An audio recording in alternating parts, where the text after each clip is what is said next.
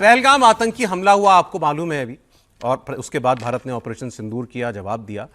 बहुत दिनों तक पाकिस्तान की अकल ठिकाने पर रही, लेकिन उसके बाद फिर कुछ एक वारदातें हुई हैं। अब एक बार फिर से कुछ आतंकियों ने सर उठाने की कोशिश की है पाकिस्तान की शह पर। कुछ दिन पहले आतंकवादियों ने अनंतनाग में एक पुलिस अधिकारी को गोली मार दी थी। अब कुलगाम में पहलगाम की तरह एक टारगेट किलिंग की गई है। आतंकवादियों ने कुलगाम के केलम में 2 हिंदू मजदूरों को नाम पूछकर, धर्म पूछकर गोली मारी। ईंट भट्टे पर काम करने वाले दोनों मजदूर छत्तीसगढ़ के थे।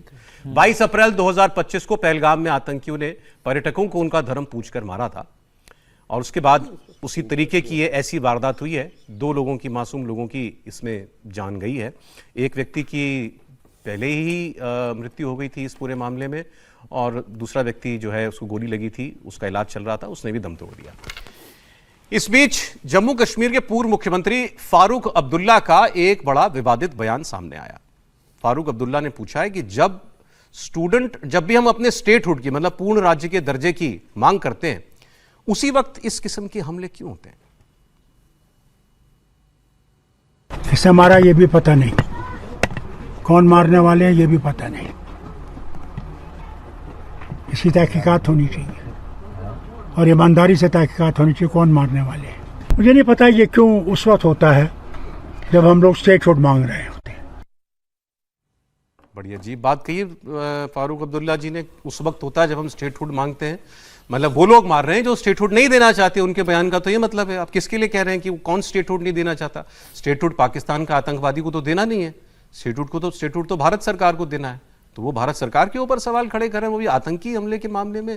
पहलगाम का हमला हुआ तो तब उन्होंने ये कहा था, पता नहीं कौन इसके पीछे है। किसी और आतंकी हमले के बारे में वो लोग कभी पूरी जांच के बाद बताते हैं कि इसके पीछे कौन है? सबको मालूम है पाकिस्तान परस्त आतंकवादी हैं। इस मामले वो कह रहे हैं मालूम नहीं किसने मारा।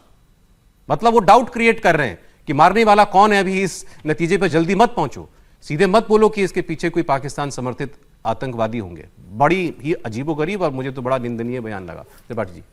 नहीं, देखिए, ये अब्दुल्ला मुफ्ती गठजोड़ ने जिस तरह से बर्बाद किया कश्मीर को, और मुफ्ती जिसको कहते हैं कि बिना कोई कवर, बिना कोई उसके उस तरह की राजनीति करने वाला परिवार रहा। और अब्दुल्ला थोड़ा सा कभी कभी भजन भी गा देना है, कभी कभी अच्छी अच्छी बात भी कर देना है, कभी कभी कुछ बोल देना है, लेकिन वो भी उसी एजेंडे पर चलते हैं। शायद उनको ये लगता है कि इस तरह की राजनीति करते हुए वो जम्मू कश्मीर के मुसलमानों को एक भ्रम में, एक उसको जिसको कहें कि अलग तरह का एक वातावरण दिखाते रहेंगे। लेकिन एक बात समझना चाहिए, और ये विशेष करके अब्दुल्ला परिवार के लिए उमर अब्दुल्ला समझ लें तो बेहतर है, क्योंकि अब तो उन्हीं को राजनीति करनी है, वही मुख्यमंत्री हैं। जिस तरह से वो लगातार आतंकवादियों को अपने बयानों से कवर फायर देने की कोशिश करते हैं, कभी न कभी तो जम्मू कश्मीर का मुसलमान उनका असली चेहरा देखेगा। और हो सकता है आज विकल्प नहीं है, उनको वो इसलिए नहीं चुनता कि वो बहुत अच्छे हैं, उनको वो इसलिए चुनता है क्योंकि वो मुफ्ती से थोड़ा सा ठीक है। ये थोड़ा समझना पड़ेगा। जम्मू कश्मीर में एक समय मुफ्ती मोहम्मद सईद के परिवार को भी लगा कि हम एकदम अलगाववादी आतंकवादियों के साथ जाकर और वहां की राजनीति कर लेंगे। खारिज कर दिया वहां के मुसलमानों ने भी। होगा एक कोई वर्ग होगा जो शरण देता होगा, लेकिन ज्यादातर जो एसओपीज हैं, एसपीओज हैं, और जितने वहां के लोग हैं वो तो सब मुस्लिम ही हैं। और अब्दुल्ला परिवार, जिसको देश बार बार केंद्र में मंत्री रहे हैं, मुख्यमंत्री रहे हैं, 3 पीढ़ी से वहां शासन में हैं, और फिर भी आप आतंकवाद पे कुछ नहीं कर पा रहे।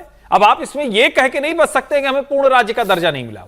इसका मतलब जो बेसिक काम आपको करना नहीं करना है, और जब ये भ्रम फैलाते हैं तो आप दरअसल देश के सामने कश्मीर को खड़ा करने का एक कुत्सित प्रयास कर रहे होते। इसकी निंदा इसी तरह। ये नहीं पता मुझे फारूक अब्दुल्ला जी ने पीओके में जो 50 लोग मार दिए गए 4 दिनों में, उसके बारे में कैसे कहा, किन शब्दों में कहा? एक लाइन हाँ। तो आपके दर्शकों को मैं रिपीट कर देना चाहता हूं।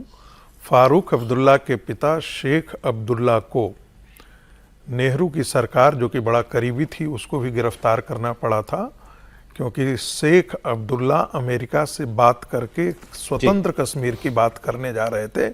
और ये चीज़ें उस समय के जो गोविंद वल्लभ पंत थे, होम मिनिस्टर थे, उनको ये पता लग गया था, और इसके बाद नेहरू पर दबाव बना करके उनको जेल डालना पड़ा था। तो ये परिवार गद्दारों का परिवार है, हमें ये भी नहीं भूलना चाहिए।